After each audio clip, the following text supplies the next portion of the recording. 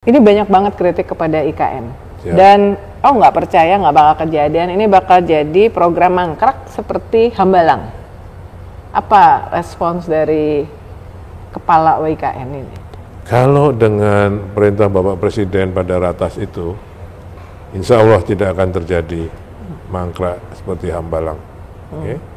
Insya Allah tidak, karena memang beliau tegas memerintahkan, apalagi sudah menyiapkan anggaran besar seperti itu, masa mau mangkrak, ya kan? Nah, itu menjadi tanggung jawab saya untuk mewujudkan cita-cita. Mudah-mudahan kalimat saya nggak salah, cita-cita kita semua untuk mempunyai ibu kota yang baru di IKN. Insya Allah, Bapak Presiden mempunyai target, cita-cita, keinginan agar IKN ini menjadi ibu kota politik ya. Pada tahun 2028. Dan saya tanya apa itu ibu kota politik, beliau menyampaikan ya semua ekosistemnya yudikatif, eksekutif dan legislatif sudah siap untuk beraktivitas di sana. Dengan asumsi bahwa kalau itu pemerintahan sudah bergerak di sana, semua kegiatan ekonomi akan mengikuti. Jadi beliau ingin berkantor kalau sudah siap semua pada tahun 2028. Artinya sampai itu siap di tahun 2028, Presiden akan tetap berkantor di Jakarta, di Istana Jakarta. Saya kira implisitnya begitu. Itulah yang disiapkan dengan anggaran 48,8 triliun. Kalau ibu kota politik tuh kira-kira referensinya kayak Canberra, Pretoria, Afrika Selatan, Washington DC dulu gitu pada ya? saat menyusun master plan kepindahan IKN ini, kita pelajari ada 90-an kota, ibu kota negara, termasuk Astana, Brasilia, Canberra, Putrajaya. Putrajaya. Semua dipelajari, termasuk yang Myanmar apa namanya itu ya. Myanmar, segala semua dipelajari. Namun kami pada saat itu dengan Bappenas ingin supaya kota ini menjadi kota bukan hanya kota politik, bukan hanya kota administrasi, tapi ya ibu kota. Yang dengan karena kita punya Banjarmasin, kita punya Balikpapan. Sehingga ketiga ekosistem kota itu diasumsikan, diprediksi untuk bisa saling mendukung, sehingga IKN sendiri akan terbantu oleh Balikpapan dan Samarinda, sehingga diputuskan untuk membangun jalan tol dari Balikpapan ke IKN sepanjang 58 km. Asumsinya atau tujuannya agar dari Balikpapan nanti ke IKN tidak lebih dari 40 menit, termasuk pembangunan bandara di IKN. Kalau dari bandara ke IKN hanya 18 menit, sehingga itu akan bergerak sebagai kota ibu kota. Kalau tujuannya adalah ibu kota politik, artinya kayak misalnya yang tadinya sempet tuh, apalagi ada Taipan sempat foto, terus dibilangnya wah akan membangun 4 mall besar di dalam apalah gitu, itu apakah akan seperti itu? Karena artinya kan kalau ibu kota politik nggak perlu 4 mall, nggak perlu banyak yang laser gitu, atau seperti itu kah? Iya, jadi masih sekarang sedang persiapan juga salah satu mall di satu kompleks dengan Hotel Swiss Hotel itu bukan dibangun. Jadi saya kira ya tetap. Ya.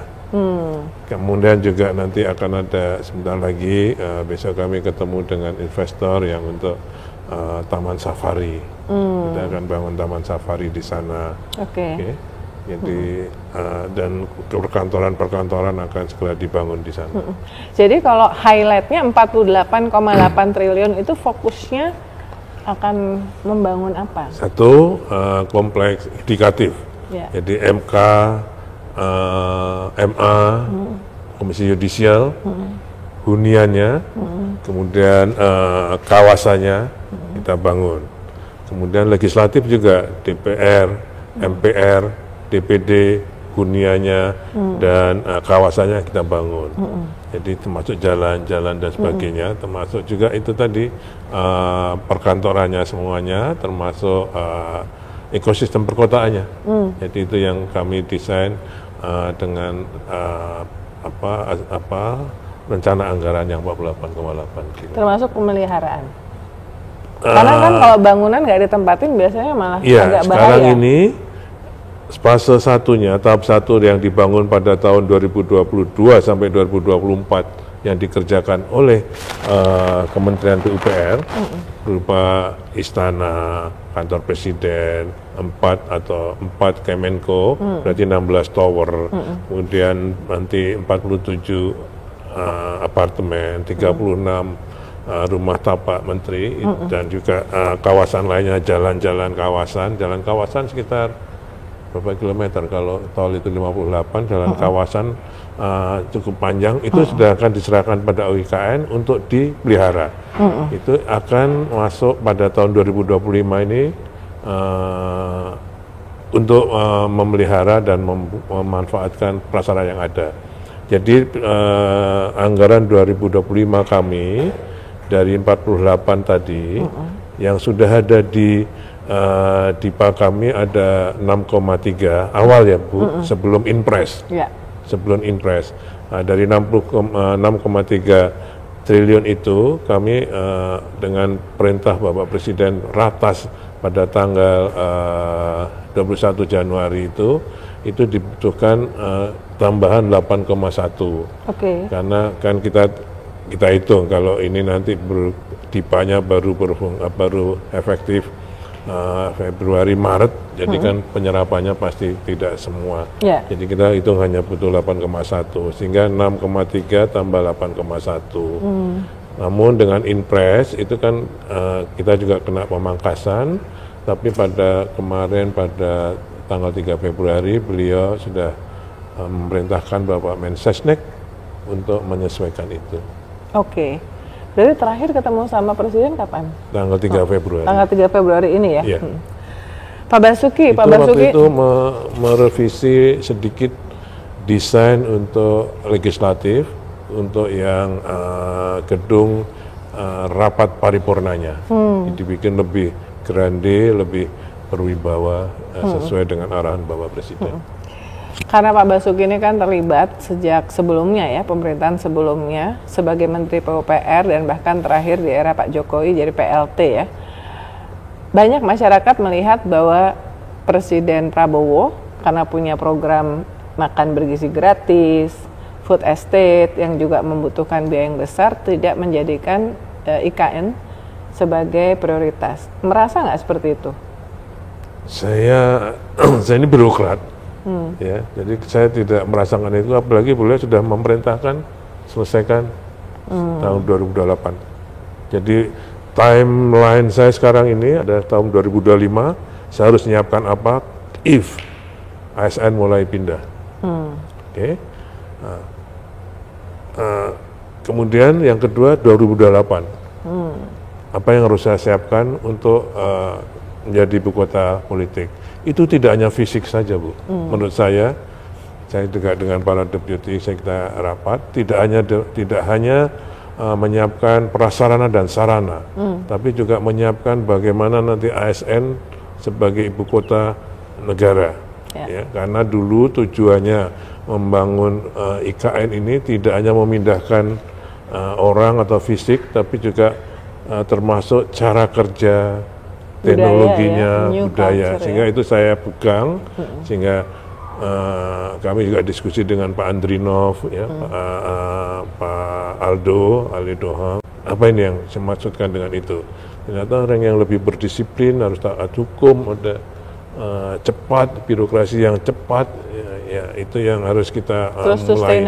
Sustainable juga ya. Jadi tidak hanya fisiknya, tapi juga termasuk masyarakat, misalnya masyarakat Sepaku. Dia harus kita siapkan apanya. Kami misalnya kalau prasarananya kami merenovasi beberapa sekolah di sana. Kemudian guru-guru juga kita sudah dilakukan training. UMKM kita juga training. Tapi apa cukup itu?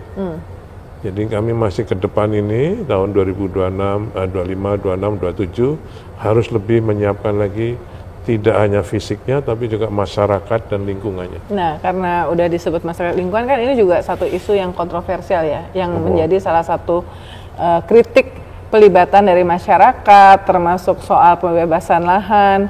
Ketika Agus Yudhoyono baru jadi Menteri ATR BPN, dia ke sana, dia yang dia sampaikan adalah ada 2.000-an hektar lahan yang ternyata masih bermasalah karena masih dimiliki, ternyata sudah ada pemiliknya. Nah, gimana tuh update-nya? Jadi dari 2.800 itu yang kita prioritaskan untuk dibebaskan itu yang terkena jalan, prasarana jalan dan juga pengendalian banjir untuk melindungi masyarakat di sana. Itu sudah ada regulasi yang baru. Kan biasanya ini tanah negara yang dulu sudah ada, yang tanah negara yang sudah ditempati oleh warga yang sudah lama, yang sudah, nah itu sekarang dengan regulasi baru bisa dibayar. Nah ini sekarang dan masyarakatnya mau dibayar? Minta dibayar. Jadi alhamdulillah yang di jalan tol itu masih berproses. Biasa kalau ada yang misalnya harga itu di mana-mana juga pasti ada negosiasi. Jadi ada yang dikonsinyasi, tapi prinsipnya bisa dibayar dengan yang tadinya kan hanya kadedeh itu ya, kerohiman. Nah sekarang sudah business to business, jadi berdasarkan bisa dibayar. harga yang wajar gitu ya. Ya dengan appraisal team, harga appraisal.